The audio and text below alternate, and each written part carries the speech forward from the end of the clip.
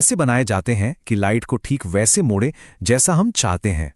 बिल्कुल शीशों की तरह ही लेंस भी मेनली दो तरह के होते हैं। पहला, उत्तल लेंस या कॉन्वेक्स लेंस, जो बीच से मोटा और किनारों से पतला होता है।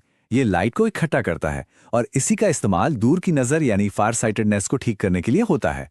दूसरा है अवतल लेंस या कॉन्केव लेंस, जो बीच से पतला और किनारों से मोटा होता है। ये लाइट को फैलाता है और पास की नज़र मतलब नियर साइटेडनेस को ठीक करने के काम आता है। अब एक बहुत ही मजेदार बात बताता हूं।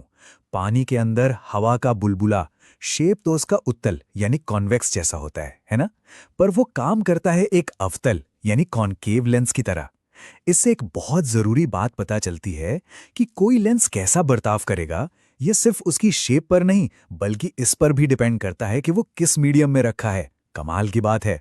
अपवर्तन का ही एक बहुत खास और पावरफुल केस है, जिसे कहते हैं पूर्ण आंतरिक परावर्तन, यानी टोटल इंटरनल रिफ्लेक्शन। ये तब होता है जब लाइट एक भारी मीडियम से हल्के मीडियम में जाने की कोशिश करती है, लेकिन एक खास एंगल से ज्यादा पर, और वो बाहर जाने की बजाय पूरी की पूरी अंदर ही वापस लौट आती है। और इसी एक सिद्धांत की वजह से हीरे में वो जगमगाहट होती है, रेगिस्तान में मृग तृष्णा दिखती है, और हमारे घरों तक ऑप्टिकल फाइबर से हाई स्पीड इंटरनेट पहुंचता है। अच्छा, अभी तक हमने जितने भी उपकरणों की बात की वो सब इंसान के बनाए हुए थे।